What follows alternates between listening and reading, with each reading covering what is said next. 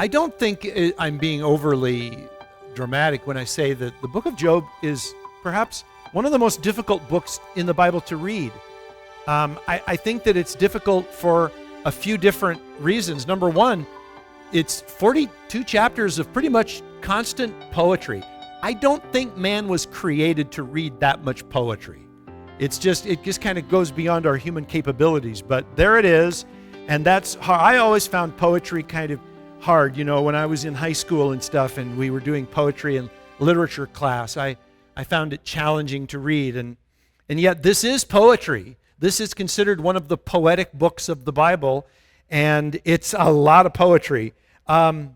These first couple of chapters are not, but as we get into it after this time, we'll see that. I think another part of the reason why this is a challenging book to read is because when you're reading all of the arguments between Job and his three friends, and then later on even that fourth young man who spoke up, they all sound legit.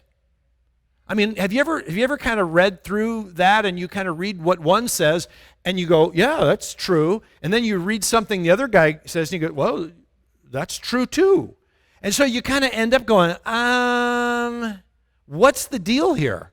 I mean, I don't know if you're like me, but I like to kind of find something that I can grab onto and hold onto and say, that's the truth, And yet it's difficult in the book of Job because you see their point sometimes, and you end up kind of walking away going, I'm not really sure who's right here,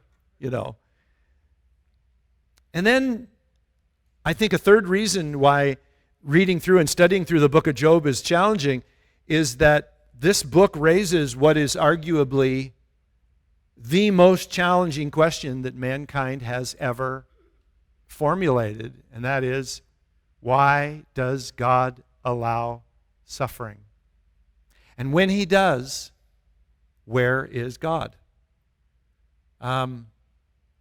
This question has not only been asked, it has haunted some people. And it has caused people to turn away from God. I'll just be flat out with you. And we're going to address those questions in this study concerning suffering, the presence of God, the sovereignty of God, the purpose of God in suffering. We're going to deal with those issues. And hopefully we're going to deal with them head on. And I trust that as we do, not only will you be encouraged about knowing what God wants to say to us through this book, but you'll also be better equipped when you're talking to people in the marketplace of life and the question comes up. And somebody makes that statement that is so common today and has been for a long time. And they'll say, I don't know. I just struggle so much believing in a God who the Bible claims is good and yet allows such incredible suffering. Next to Genesis and the creation story, Job is considered to be the oldest book in the Bible as it relates to the events that are taking place here. It is believed that Job probably predates Abraham by a little bit, although there are many who believe that they perhaps lived even during the same time. By exactly where that ends up, we're not really sure. And there's another thing we don't know. We don't know who authored the book. There have been many people who've guessed, but the fact of the matter is we don't know. What we do know is that many modern statements actually find their origin point in the book of Job. Let me put some of these on the screen for you so you can see them with me. For example, statements like, the hair on my body stood up, which is very similar, to the hair on the back of your neck standing up or something like that. My life is a breath, is a quotation from this book. By the skin of my teeth. We probably use that a lot, but that is actually referenced here in the book of Job. The root of the matter is another common phrase that you'll actually find in this book. The land of the living finds its origin point in Job. Eyes to the blind, feet to the lame. is in the 29th chapter. Spit in my face. We don't know exactly what the origin of that is before this book, but it occurs in this book. And then the idea of repenting in dust and ashes actually occurs here in the book of Job, and people still say that today. Oh, and there's one other statement in the book of Job that is actually quite famous, and that's because it occurs or appears in the very popular musical Handel's Messiah. And that is the statement, "I know that my Redeemer lives." And that is found right here in the book of Job. Martin Luther, the great reformer, was a big fan of the book of Job. He believed that it was the most magnificent book in the entire of Scripture. Isn't that crazy? So there you go. I think you might also find it interesting to note that the Apostle Paul quotes from Job in 1 Corinthians. In Ezekiel chapter 14, the man Job is referenced as a historical figure. And he is also mentioned in James chapter 5 when James is making the point about patience. So, as we've already mentioned, the book of Job touches on just about everything related to the subject of suffering. And you know, that was important. From a Jewish perspective, the book of Job was an important one because one day the Jews would confront or be confronted by their suffering servant, the Messiah who would come and suffer for them on the cross. And you see, the Jews were very prone to the idea that suffering was always a byproduct of sin. In fact, you'll remember that on one particular occasion, the disciples of Jesus even came to him when there was a man they saw who was blind, and they asked him, who sinned, this man or his parents, that he was born blind this way? And you'll remember that Jesus probably surprised him when he said, neither this man nor his parents sinned, that he was born blind. Well, that was just the go-to default response by the Jews. Jane, we can put that one away. You know, when the issue of some kind of suffering was before them, they would simply default to the idea that, wow, you know, and you know, we still do. We can I've been caught by God. I mean, literally busted by God, thinking that as I'm looking at somebody who is in difficult circumstances, just a momentary thought that courses through my mind that says something like, I wonder what they did, you know, to bring them to this place. Or something. And God has grabbed me a couple of times by the scruff of the neck and just said, hey there, young man. Young is relative, you know, to eternity. But, you know, what are you doing? Making that sort of a judgment. The book of Job reminds us that suffering can come into a person's life apart from any kind of specific sinful behavior that, you know, that suffering might be predicated upon or a result of. And that was something that the Jews were supposed to get, I think. I think Job was an important lesson for them related to that. But there it is. One other quick thing before we get into it.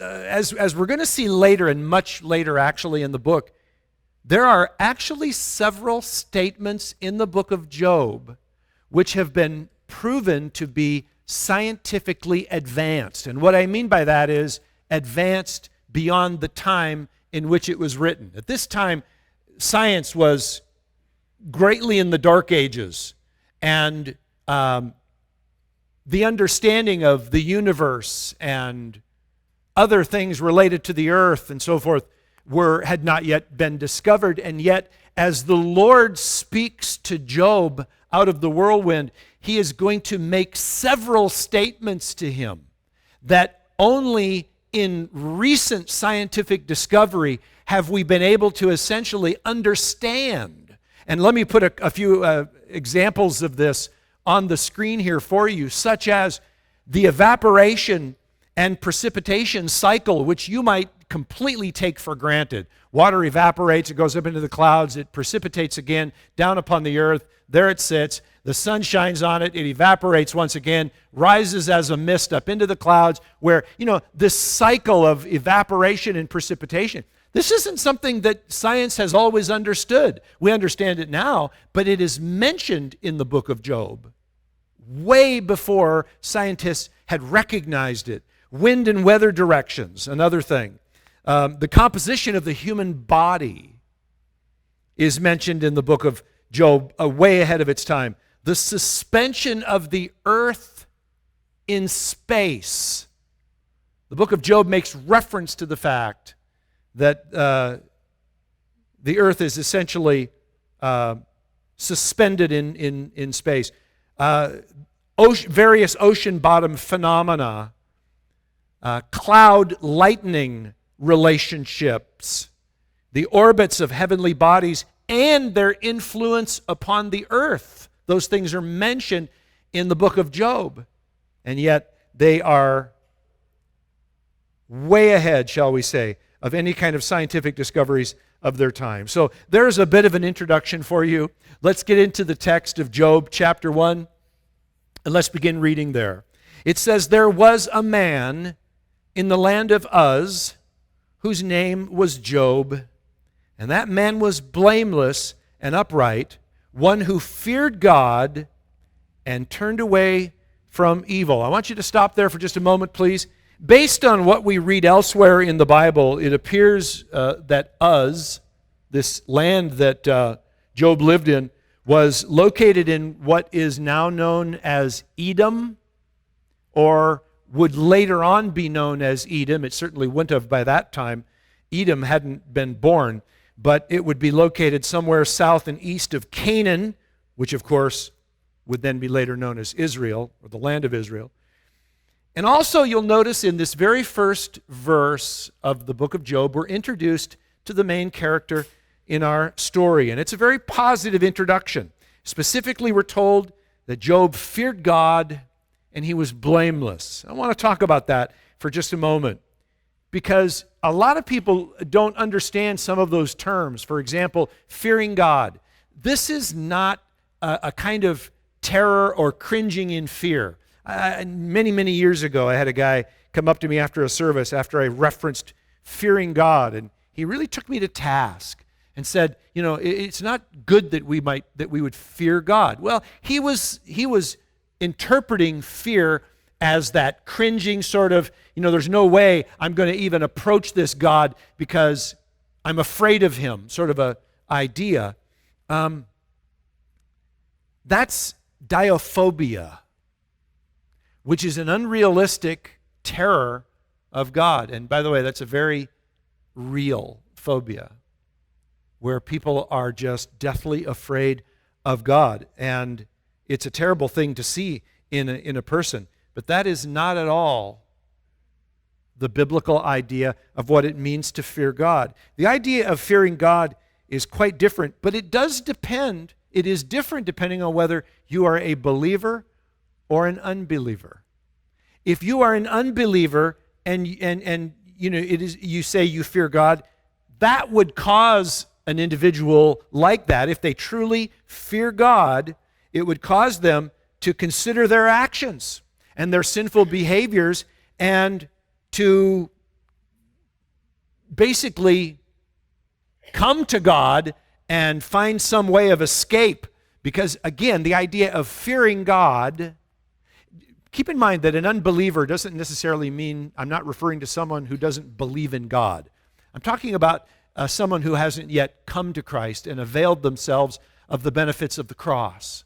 So this person may very well believe in God, and they actually fear God, but they haven't yet come to the cross for forgiveness. And so for them, to fear God would be a sense of dread that my life is going to be judged one day by God, and maybe I should do something about that, all right?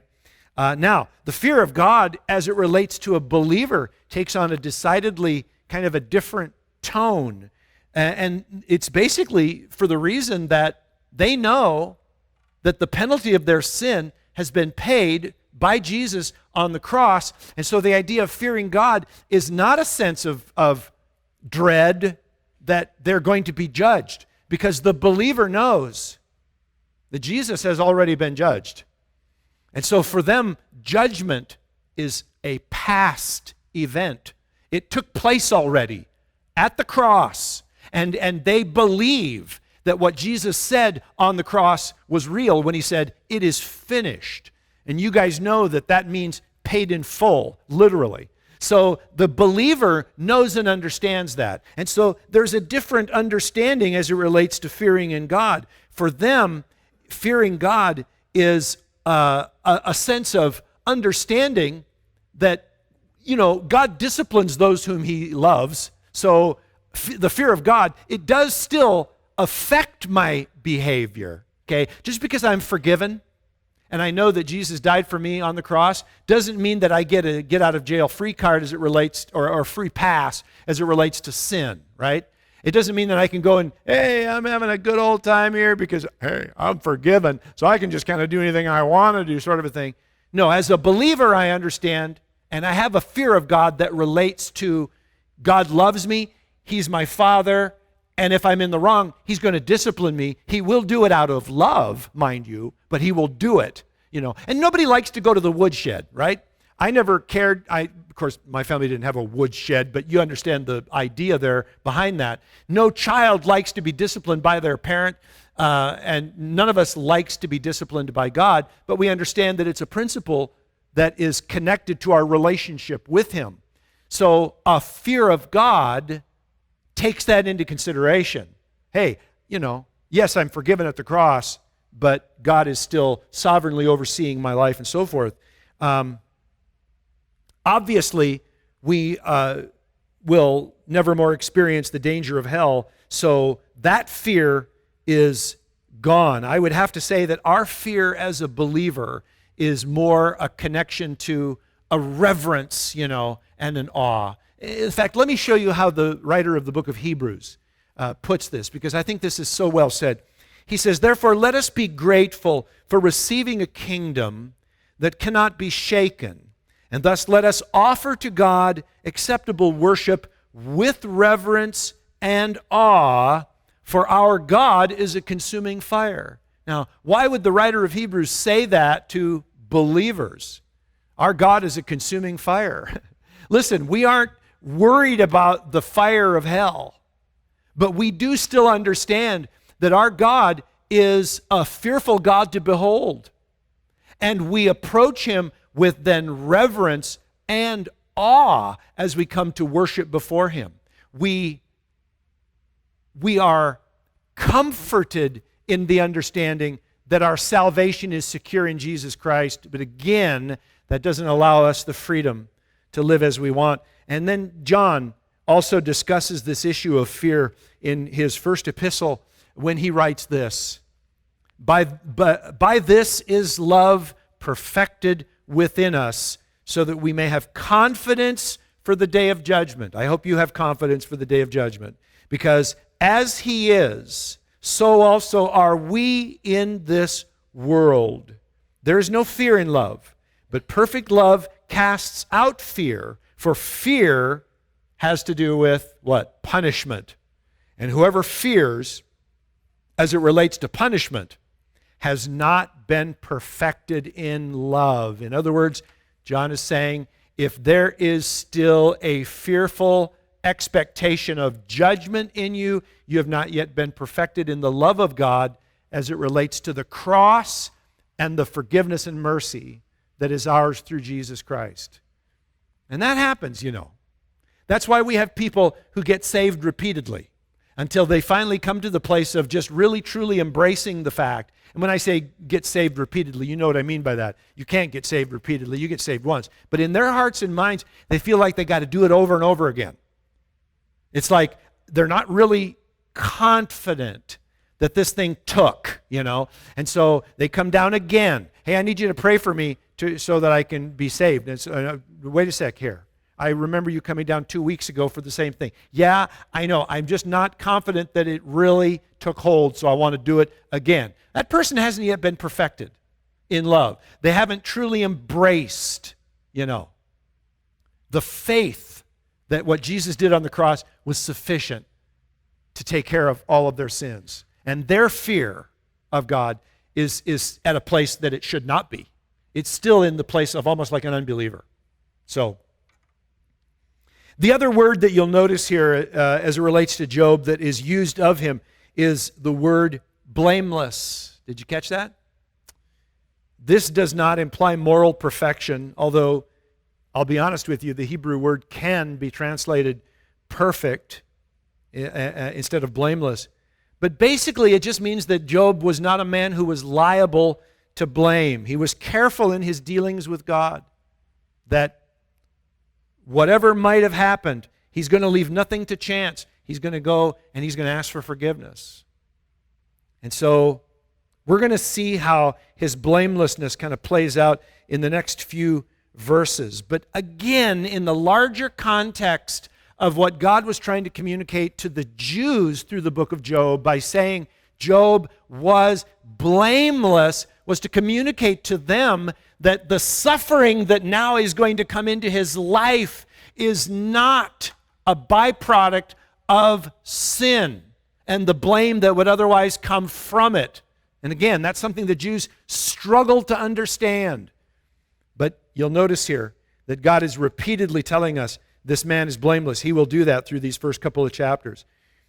Verse 2, we're told here that there were born to him 7 sons and 3 daughters. Now, if I were to say that to you about someone, hey, he's got 7 sons and 3 daughters, you would say, whoa, big family. In the ancient world, that was tantamount to saying, this man is blessed by God. 1 son was a huge blessing. 7 sons is a multiplied blessing. And the girls on top of it are an added blessing. And this is a way in the ancient world of declaring just how blessed this man was. We're also told something that made a lot of sense back in those days, and that was his material value. Look at verse 3. It says he possessed 7,000 sheep, 3,000 camels, 500 yoke of oxen, and 500 female donkeys, and very many servants, so that this man was the greatest of all the people of the East. And once again, to enumerate a man's wealth through his servants and the number of his cattle and sheep and so forth was a way of communicating once again the extraordinary blessed condition that belonged to the man Job. Notice that it was greater than all the people of the East. He was the richest man, the most blessed man that you could find during that time. Do you see how God is painting the picture of this man Job for us? Now, as we go into verse 4 and the following, we're going to see an example of his blamelessness. It says, his sons used to go and hold a feast in the house of each one on his day, and presumably that would refer to their birthdays. And they would send and invite their 3 sisters to eat and drink with them. And when the days of the feast had run their course, Job would send and consecrate them, and he would rise early in the morning and offer burnt offerings according to the number of them all. For Job said, it may be that my children have sinned and cursed God in their hearts. Thus Job did continually. In case you're wondering, these are the actions of a man who is called blameless. And you can see kind of what it talks about here. Job was careful that no one, including God, could lay blame at his doorstep, even for things that he didn't do, even for things that his children might have done.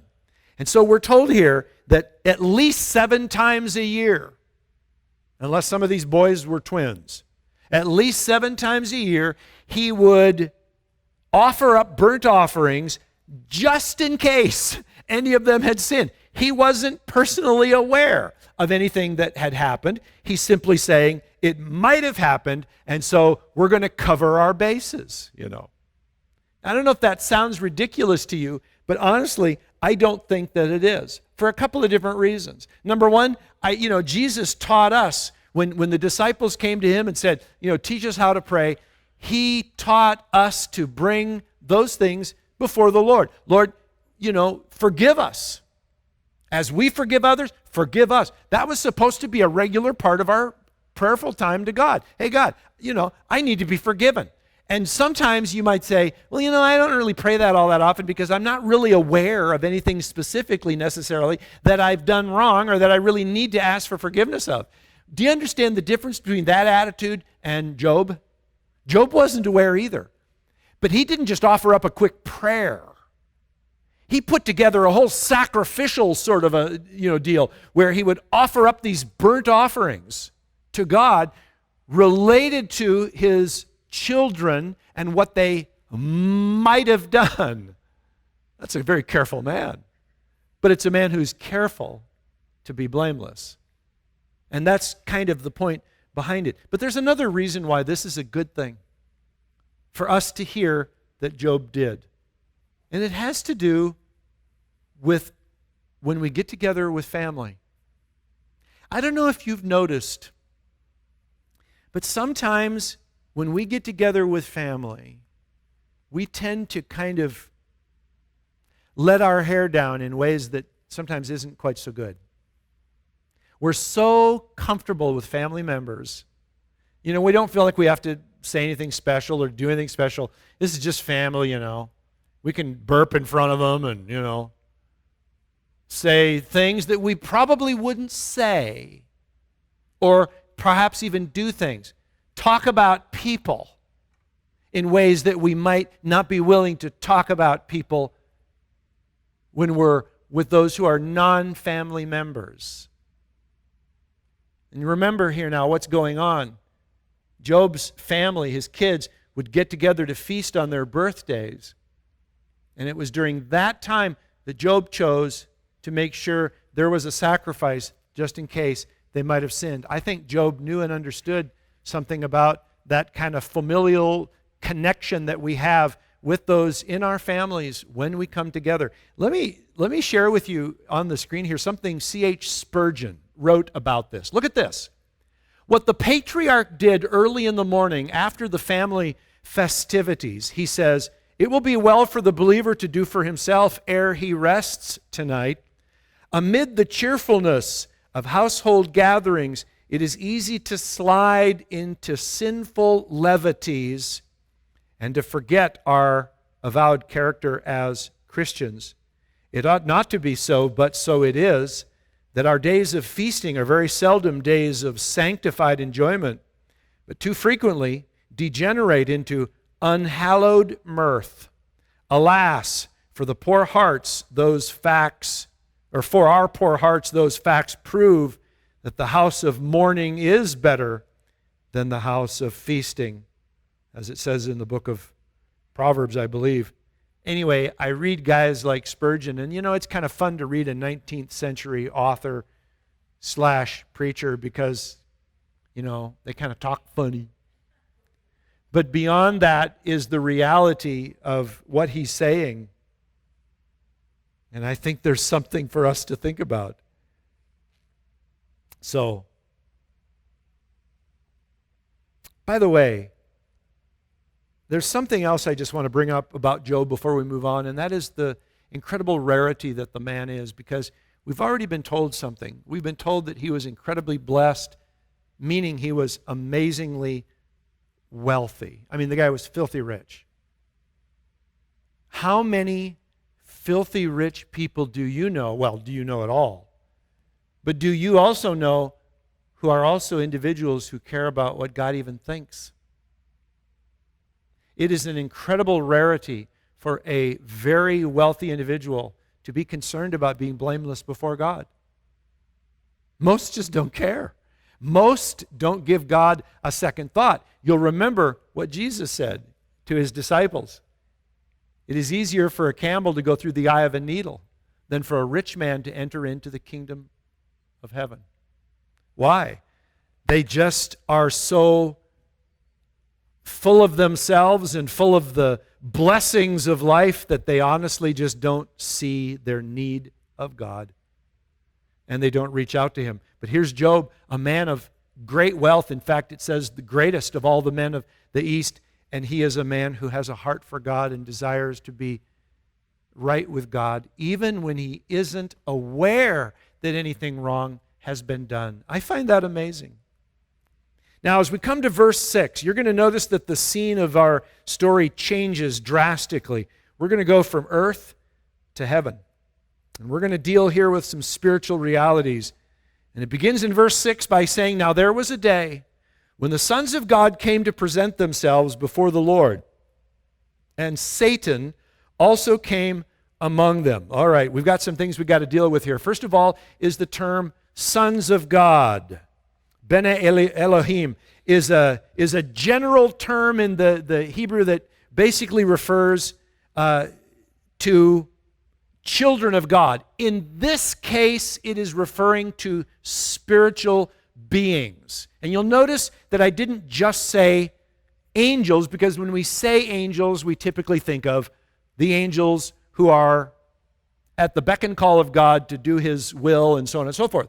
There are, however, other spiritual beings who technically would qualify as angels, but are in fact demonic spirits, Satan being the leader of those, who is also among them.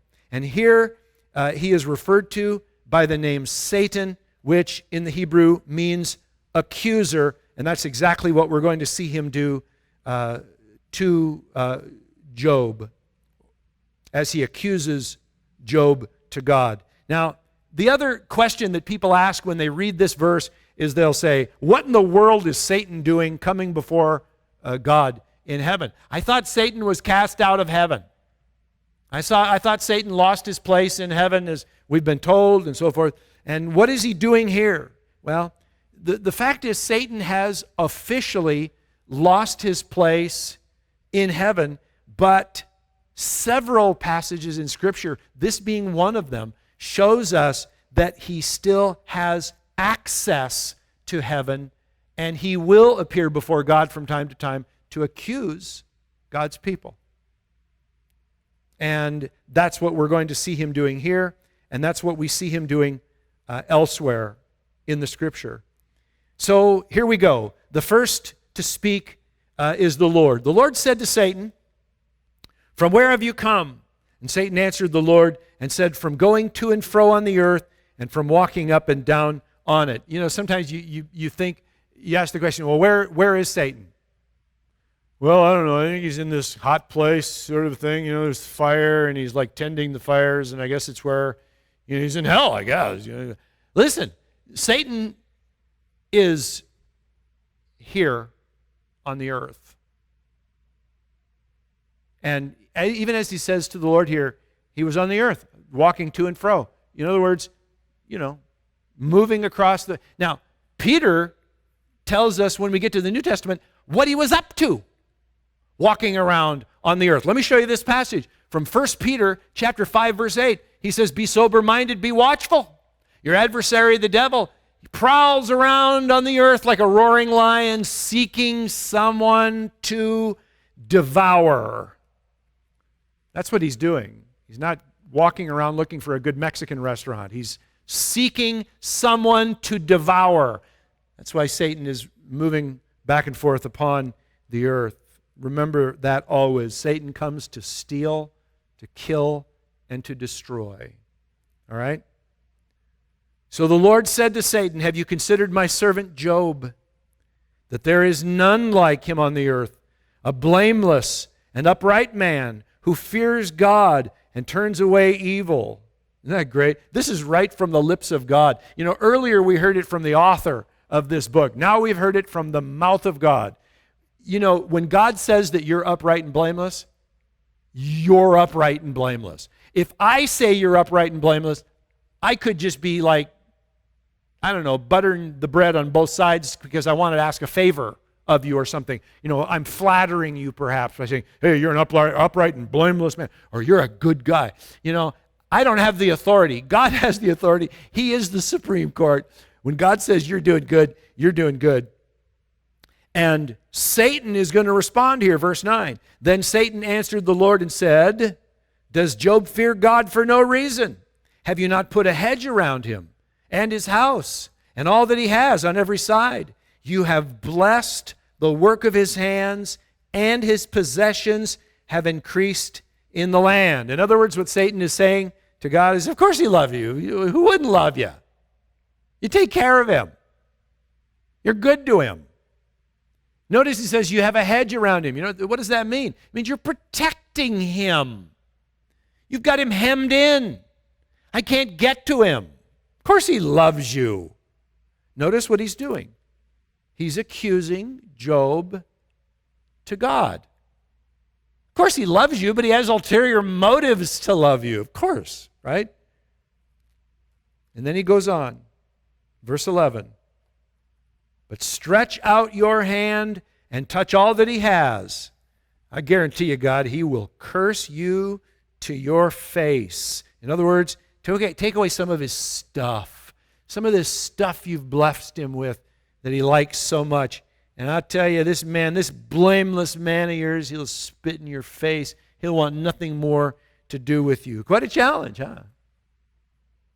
Why is it, do you suppose, people, that Satan challenges God this way? Why is it? Why does he do this? Have you ever thought about that? Why does he say it? Could it be because Satan knows where most people live? Could it be because if we're honest with ourselves, we would admit that, yeah, there are people who are in a relationship with God for what they can get out of it. And when what they feel they should be getting out of it, they're not getting out of it, they will pack up and leave. Could it be that that is the case? Here's the point. Satan knows human nature better than you and I. He's been dealing with it and messing with it for a long, long time. Remember, Satan's been around a lot longer than either you or I or all of us put together. He knows human nature. He knows how we perk. And he knows that this is the fact of the matter, that there are people who have met God and even for a while done well with God, only to come up against some situation in life where something very dear to them is taken from them, and that person will turn around and curse God to his face, just like Satan said that they would. You know, it's interesting. I've often been fascinated by the parable of the sower, because Jesus gives us in that parable insights that you and I would otherwise not understand. We look at people who come to the Lord and we ask ourselves the question, are they going to grow? And if so, why? And if they basically, you know, have you ever noticed that? Some people will come to church and they'll hang out in church for a while and they're really excited while they're here, and they're here for a month or two or even 6 months or whatever, and then after a while they just go away. And it's not that they started going to another church. They stopped going to church altogether. They stopped reading their Bible. They stopped praying. It's just done. It's over. And we're kind of like, what in the world? Well, the parable of the sower, you know, answers the questions for you and I about what happens. And Jesus gave us that parable to explain that there are circumstances that will often come into play that will cause people to just throw in the towel and just pitch it and say, I'm done. You'll remember that in one particular case, Jesus talked about seed that is planted in for what otherwise would be good soil, except for the fact that it's full of seeds that are going to grow up and become weeds. And so the good seed of whatever the crop that's being sown is there in the ground with these other seeds, and they both grow up together, and what happens? The weeds choke out the grain so that it literally stops growing. What is that a symbol or a picture of? Well, Jesus told us it's a picture of those individuals who grow up and they're excited and they're like, yeah, Jesus is really cool. But it says hardship and persecution come into their lives and they pitch it. They're like, I'm done. I didn't sign up for this junk. I thought this Jesus guy was going to be my friend. And hardship and difficulty and challenges begin to face them. And sometimes those hardships come in the form of things that are taken from their lives, the difficulty they see. Sometimes in their life, sometimes it's they take up an offense for somebody else who had something taken from their life. And you look at that and go, I can't understand why God took that person's little boy who was 5 years old or something, and he died, of this terrible disease. Why would God do something like that? And they get angry and like, I'm done with this thing, He gets choked. So you see, this statement that Satan is making before God related to Job is not a baseless sort of a challenge. This is reality, you guys. This is one of the reasons we come together as the body of Christ, is to encourage one another, to support one another, to pray for one another, so that when the difficulties of life happen, we can stand. Paul talks about it in the book of Ephesians. When the day of evil comes, be able to take your stand. Because you know what the day of evil is all about. Satan wants to take you out. He wants to remove you. Don't let it happen. Stay in fellowship. Stay connected to the body of Christ. Stay in the Word. And so forth. We'll deal with a lot more of this sort of a thing as we move on. Notice God's response in verse 12. And the Lord said to Satan, behold, all that he has, notice that, all that he has is in your hand, only against him do not stretch out your hand. So Satan went out from the presence of the Lord. Did you notice there?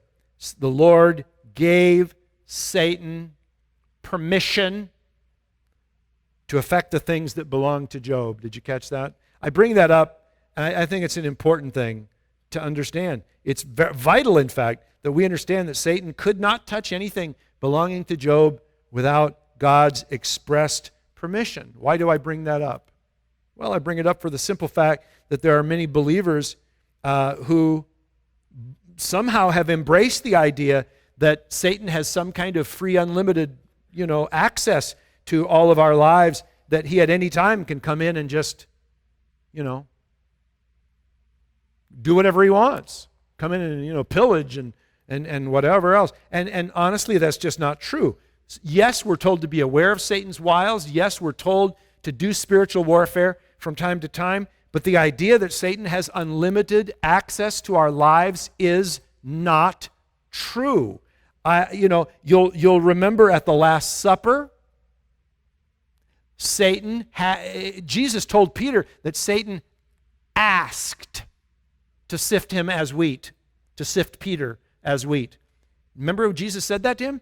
He said, Peter, Satan has asked to sift you as wheat. He couldn't just waltz into Peter's life and do as he wanted. He had to ask permission. And then there's a wonderful passage in 1 John that I think a lot of Christians either miss, neglect, or something. And it goes like this. We know that everyone who has been born of God does not keep on sinning, but he who was born of God, and that's referring to Jesus, protects him, and the evil one does not touch him. Now that's an important verse for you and I to understand as it relates to Satan. Because that tells you and I that Satan does not have unlimited access to our lives, because we are being protected on an ongoing way by the one who was born of God, meaning Jesus Christ. And now, since we are born of God, we are being protected by him. Let's keep going. Verse 13. Now there was a day when his sons and daughters were eating and drinking wine in the oldest brother's house. And there came a messenger to Job and said, the oxen were plowing and the donkeys feeding beside them, and the Sabeans fell upon them and took them and struck down the servants with the edge of the sword, and I alone have escaped to tell you.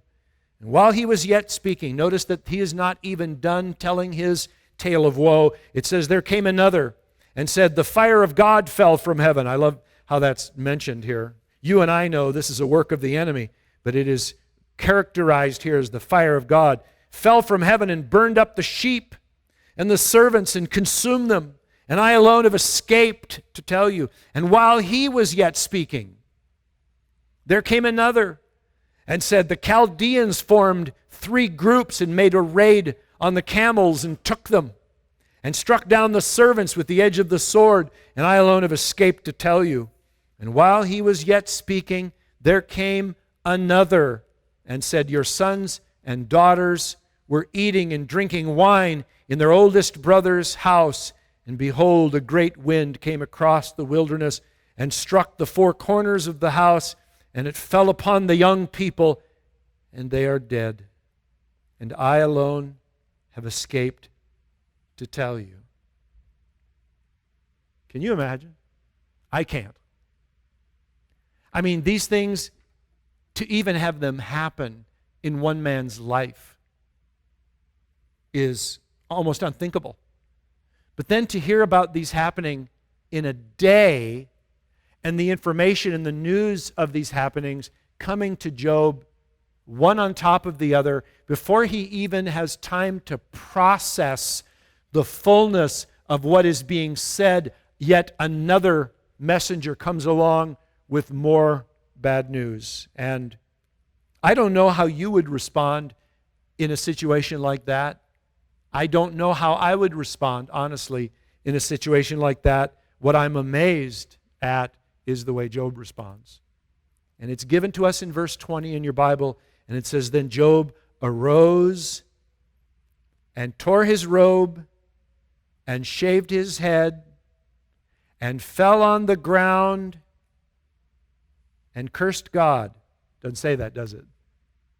That's what Satan said he would do. What does it say? It says he worshiped God.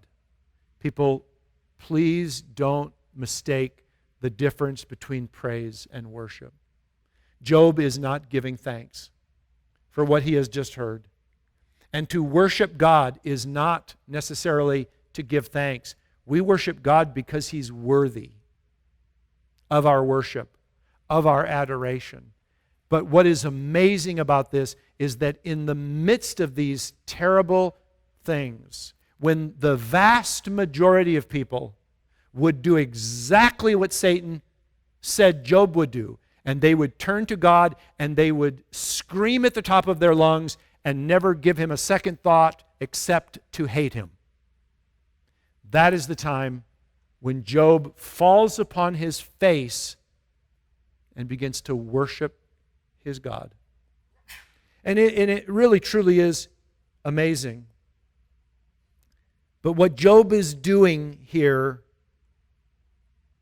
by worshiping, he is declaring that God remains worthy of his life even in the face of these things.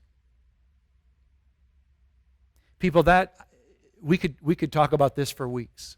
I won't, but we could. We could go on and talk about this for a long time. When difficult things happen to you, is God still worthy of your worship? Well, you and I know that the answer to that theological question is yes. Great, you get it right. What happens, though, when it really takes place in your life? You know, Friday comes and you are called into the boss's office only to find that they're letting you go. How much are you going to feel like going to church on Sunday and worshiping God?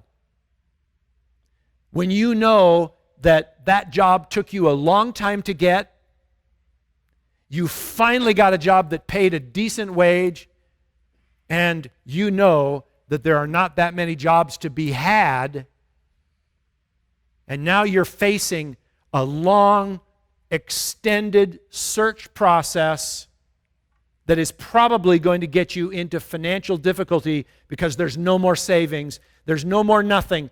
You've only got what you've got. So you going to go to church and worship God? You going to go lift your hands?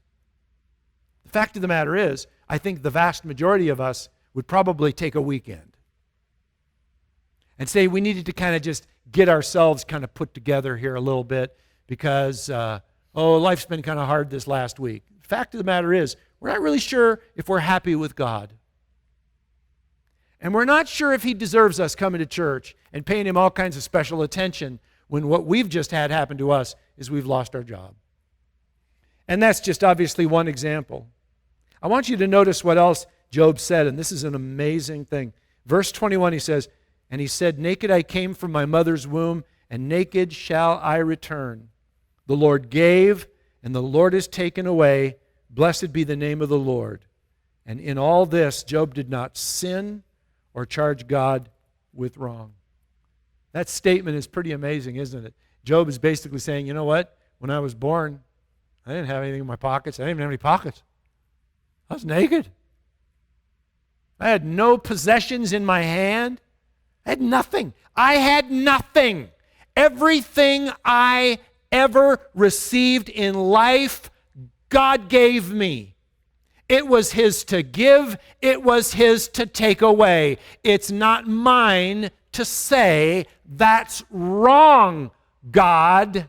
Notice it says here, he did not charge God with wrong. That's what we do, you see, when we get angry with God and we say, you took that from me. The fact of the matter is, he gave it to you in the first place. It was his to give and it was his to take away. We don't think that way. That's mine. It's mine. Hands off, God. This belongs to me. That's the fact. Job 2, very quickly. Again, there was a day when the sons of God came to present themselves before the Lord, and Satan also came among them to present himself before the Lord. And the Lord said to Satan, from where have you come? Satan answered the Lord and said, from going to and fro on the earth and from walking up and down on it. And the Lord said to Satan, have you considered my servant Job, that there is none like him on the earth, a blameless and upright man, who fears God and turns away from evil? He still holds fast his integrity, although you incited me against him to destroy him without reason. Then Satan answered the Lord and said, skin for skin. All that a man has he will give for his life. But stretch out your hand and touch his bone and his flesh, and he will curse you to your face. Again, Satan is accusing Job to God, this time insinuating that Job would gladly give everything that he had ever been given if he could only keep his own flesh. And again, the statement is probably not without some merit of truth as it relates to the way people think. In some cases, I think we do continue to worship God because it affects us positively. And so he's basically telling him, hey, strike him personally. And the Lord said to Satan, behold, he is in your hand. Only spare his life. And I want you to take note of what God said to Satan, spare his life. Now, Job didn't hear that. He wasn't privy to that little comment. Well, he wasn't privy to the whole conversation. The point is, he did not hear God say to Satan, spare his life. And what he is about to be given in terms of physical suffering, I believe that Job assumed that it would probably be something that would linger in his life to the point of eventually taking his life completely and so forth. So it goes on. So Satan went out from the presence of the Lord and struck Job with loathsome sores from the sole of his foot to the crown of his head, which is a way of saying over his entire body. And he took a piece of broken pottery with which to scrape himself while he sat in the ashes. So again, here's a man, who has lost everything. He was the richest man, the most powerful man in the East, and big family, lots of possessions, well-known, glorious life. It's all gone. It's all gone. Kids are dead. Belongings stolen or destroyed. Right? It's all gone.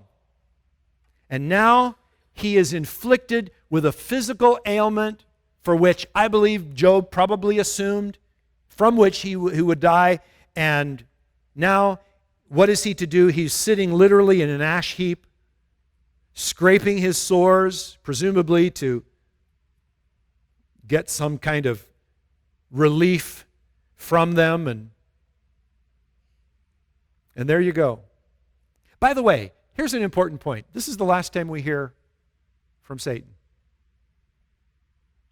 Basically. And isn't that just the way it goes? Satan comes to do his dirty stuff, and then he goes. He's gone. And you and I hear of somebody like Job, who's gone through a terrible situation, who's gone through a difficult circumstance. And like Job's friends, we might make our way over to our friends and see all the difficulty that they're going through. And we look at this and we go, oh, look what Satan has done. And we gather around them because we feel like we need to do spiritual warfare for this family. There's only one problem. Satan's down the road. He's done. He's finished. He's not even heard from again, at least in Job's life. And that's often the case, I find, with believers. We do spiritual warfare after the fact, after the battle. And we're looking at kind of the wreckage of this person's life, and we're like, time to do spiritual warfare. Satan is bugging somebody else by this time. And we're calling down curses in the name of Jesus, upon Satan's head, and he's down the road. And, I'm not saying we shouldn't do spiritual warfare. There's a time for spiritual warfare. But so many times we get involved in that when the damage is over. And now it's time to do something else. Notice in verse 9, then his wife said to him, do you still hold fast your integrity? Curse God and die. What a statement. Unbeknownst to her, that is exactly what Satan predicted Job would do in this situation. It appears that she perhaps even already had. We don't know. For her, remember, she lost everything too. And now she's looking at her husband, who she assumes is going to die very soon. She has nothing left at all. Verse 10, but he said to her, you speak as one of the foolish women would speak. Shall we receive good from God, and shall we not receive evil? In all this, Job did not sin with his lips. What an amazing statement from a man who has lost so much. What an amazing statement. Shall we only get good things? Our response is, yeah, we should just get good things. We like to quote those verses. Every good and perfect gift comes down from the Father of heavenly lights. And I'm just going to put that one on my refrigerator. And we're just going to hang on to that. We're just going to claim that one, But how about claiming this one? Huh? How about putting this verse on your refrigerator? Shall we accept only good from God and not evil? I don't think I want to make that a memorization verse, no. Let me tell you something. This is an attitude that got Job some pretty amazing, appreciation from a lot of people over the years, myself included. And it says here that with this he did not sin with his lips. Verse 11, now, when Job's 3 friends heard of all this evil that had come upon him, they came each from his own place. Eliphaz the Temanite, Bildad the Shuhite, and Zophar the Naamathite. And they made an appointment together to come show him sympathy and comfort him. And when they saw him, look at this, from a distance, they did not recognize him. And they raised their voices and wept, and they tore their robes and sprinkled dust on their heads toward heaven. Obviously, like Job, a sign of great grief and sorrow. And they sat with him on the ground, check this, for 7 days and 7 nights. And I like this too. And no one spoke a word to him, for they saw that his suffering was great. Now listen, at this point, you can say nothing bad about what Job's friends are doing for him at this point. When people are suffering a terrible loss of some kind, I am convinced the best thing to do is to say nothing. So many people stay away from bringing or trying to bring comfort to someone who has endured a great loss, and they'll say, I don't go because I don't know what to say. Don't say anything. The comfort doesn't come from what you say. It comes from you being there. The Bible says, weep with those who weep. So go and cry. Go cry with them. That's going to mean way more than anything that comes out of your mouth. To simply weep with those who weep is a powerful demonstration of the heart of God. And I think it's important to remember. Now, we're not going to get into it tonight, but as we do continue on in the following chapters, Job's friends are going to make a deadly mistake. They're going to start talking. And that alone, that in and of itself, is their mistake. And we're going to see how that talking was a mistake, and in the coming chapters, why they were so wrong in what they said.